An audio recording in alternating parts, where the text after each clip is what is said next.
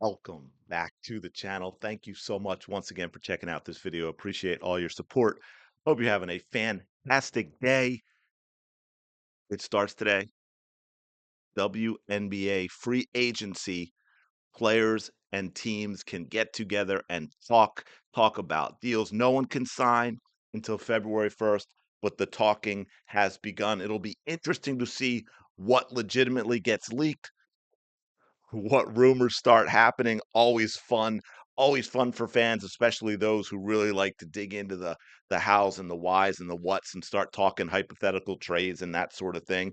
Something the WNBA has probably never experienced before, but they are seeing it in this first post Caitlin Clark off season, and we wanted to dig into something kind of wild about that. You may have heard about this already because I know it's making the rounds. I haven't gotten a chance to get to it yet, but one of my favorites and yours, Chennedy Carter. Now, what is really wild about this? Now, Chennedy Carter came back with another comment. We'll see below about saying this was just about talking about herself.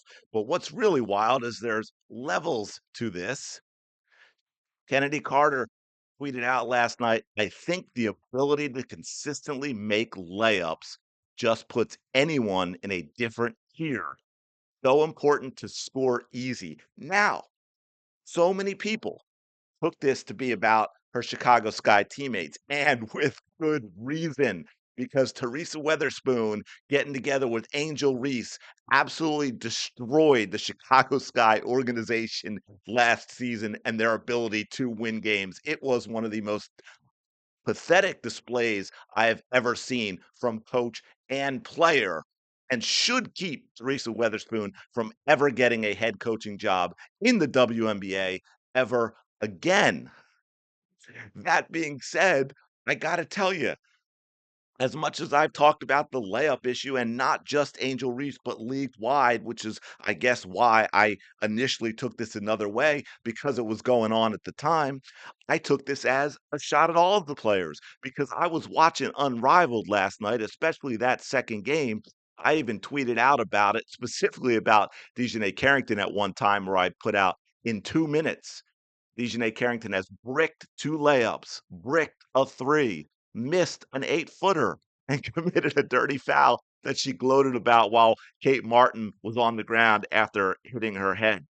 So I thought maybe she's talking about Unrivaled because it was absolutely terrible. The team shot something like, I believe it was 44 for 132 and like 8 of 32 from 3 combined, tons of missed layups. But, of course, and see, she followed up with, "I just focus on me." That was literally about me and how special a craft it is, not bothered at all by the spins. You telling me how you really feel, to be honest, had nothing to do with anyone but myself. Now, I find that hard to believe. I think she's spinning that, and I don't care that she posted this. Man, I look, there this is the type of stuff that's gonna happen when you have these situations with teams that completely fall apart due to poor coaching and favoritism and all this other nonsense, and it gets I won't even say covered up. I should say ignored or not a big deal when a team is winning because there is a lot of truth to the winning cures everything. If there are issues in the locker room, issues between teammates, issues with coaches and players specifically, if you're winning, it doesn't matter. When you are not winning, it can become something that it just simply cannot go on and changes have to be made. Now, as someone posted down below, which is wild, best and worst field goal percentage on layups at 5'10" or shorter, Chennedy Carter is number 2 in the WNBA. Now we go down to 6'2" to 6'4", the bottom 2 players, both Chicago Sky players. The worst in the league, Angel Reese, the worst in the league. Doesn't matter how tall y'all, just flat out the worst in the league. Isabel Harrison, one of the worst. And of course, 6'5" or taller, Camila Cardoso, which actually surprises me. Um, although her percentage is still a lot higher than Isabel Harrison and Angel Reese's. But as you can see, the Chicago Sky as a team outside of Kennedy Carter had an issue with making the most basic shot in basketball. This is a huge problem for the WNBA, folks. Kennedy Carter's bringing attention to it because she's got issues with what the Chicago Sky have done to her, but this is a problem for the entire league. Now, Kennedy Carter can now begin talking to teams. She can now begin talking to teams. You see Kennedy Carter spitting facts. The Sky are stupid to let a talent like her leave. We got a lot of that. Of course, we have this. I'm gonna go over here because I'm gonna blow this up for you. Um, this somebody I don't even know. Y'all tell me. I don't remember when you see this cut. Is Kennedy Carter's face because of this missed shot, or is this something they inserted in where she was actually reacting to say a bad call or something?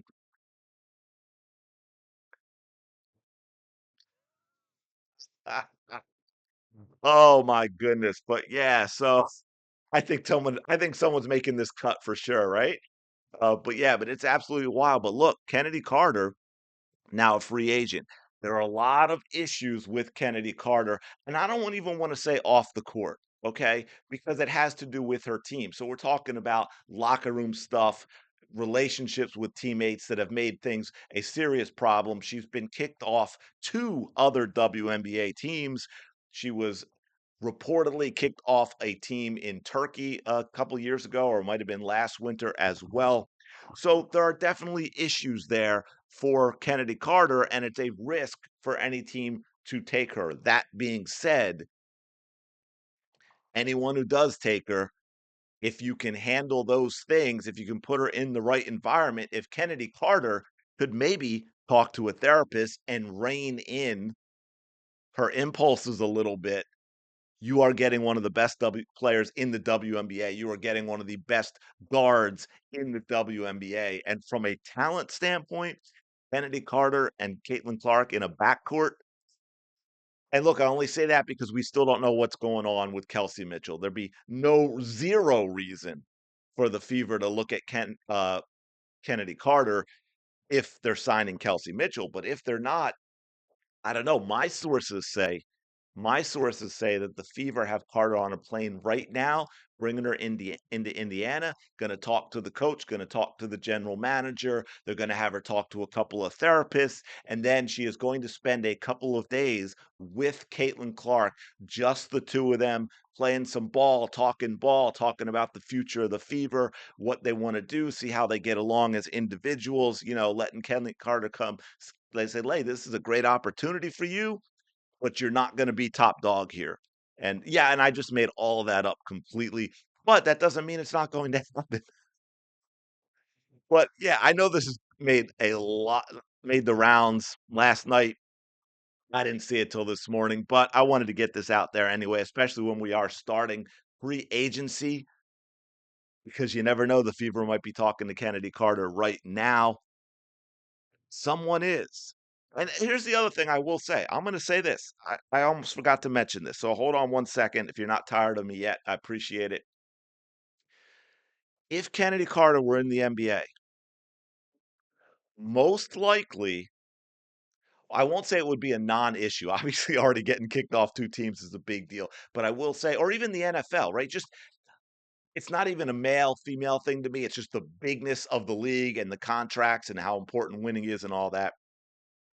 I don't think this would be as big a deal. You would get a team with a superstar that has control of their team, demands the respect of their team, is the leader on the team, and someone like this would be brought in at a good salary because they know what happens on the court.